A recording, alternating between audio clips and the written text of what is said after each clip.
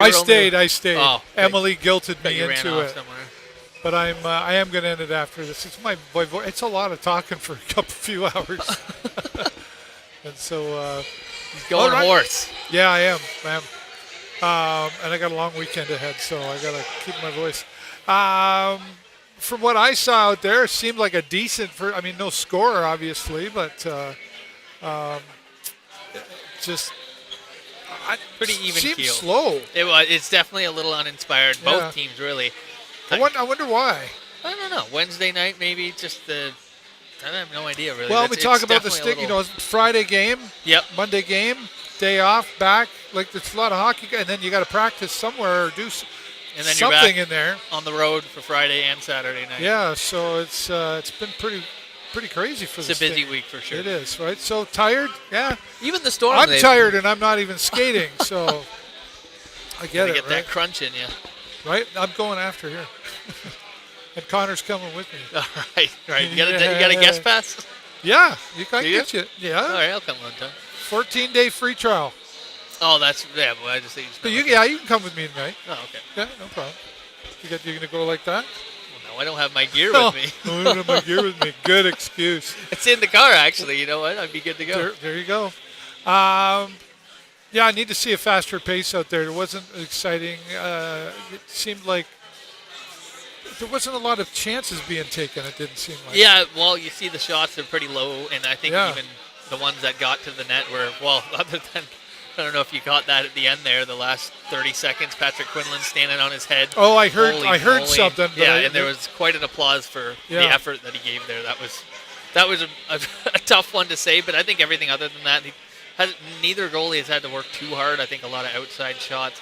There was a big hit on Jordan Backs there. I was actually listening to Lee Cunningham. I didn't notice, but he stepped off and went down the tunnel and then came back, fortunately. Right? So that's the last thing we need is another injury. So it's good to see him back. Injuries are part of the game, but now's not the time that you want to see it when you're in this critical condition already. You don't want to be going to the ICU, so to speak. No, you can't afford to lose points. You can't afford to lose players. You can't afford to lose anything right now. You got to have a full, healthy squad, and you got to get as many points as you can. I haven't seen I think the numbers are a little low here tonight. Are you your own background? Oh, there we go. Well, it's not as bad. It's 3,140. I said 2,900. We'll expose you here. What's that? I said, are you your own? Am I my own background? What are you talking about? Your phone. What are you talking about? What am I missing? I said, are you your own background on your phone? My own background on my phone. This is a picture of you. Oh, that was me and my fire. Yeah. Is that narcissistic? Is that I didn't say. Did I say that? No, I didn't. I asked the question. Yeah, it reminds me of how fortunate I am. Oh, the last thing I want to look at is my own face. I don't know. It's one of those ones where I'm glad it just randomly picks out of my phone and it's in there, I guess. That's like a picture from like 4 years ago. So I don't even know who's still there. No. Oh, we're talking hockey. Yeah. Yeah, even the vibe in the room, and I know it's like, say, the numbers are down a bit. Yeah, I'm sitting alone down there, too. Are you, yeah? Yeah, no Matt, no James tonight. Oh, what happened there? Matt's got cadets, and I don't know if James didn't want to make the London drive on a Wednesday night, but I'm alone listening to Lee Cunningham. I very rarely get to do that, so it's pretty awesome. All right, so you're learning something. He does, for the first time ever. Yeah. He does such a good job. Both Lee and Pat, very strong broadcasters here, and I've learned a lot from Lee over the years.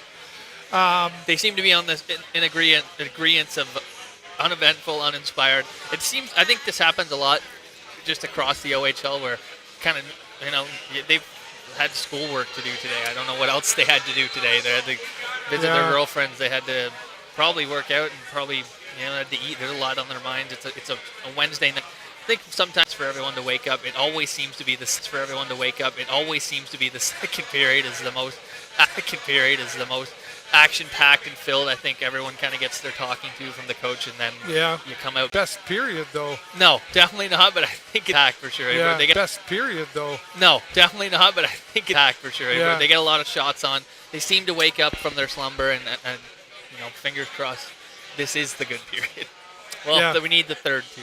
But. Well, I know there's been a lot of practicing going on out there too, because going back to Friday's game after Coach Turcotte expressed his concerns with a lot of things. He was like, yeah, tomorrow would have been a day off, but that's not happening. Yeah. There's a lot of things we've got to work on here. He talked about what was happening out there with the officiating, but so to speak. But then he's like, yeah, there's definitely a lot of things we've got to work on. There are no days off here. So I'm guessing that the team's been working really. I know the team's been working really hard in between things. So that that's kind of a balance in that too. Is how much do we practice on the ice?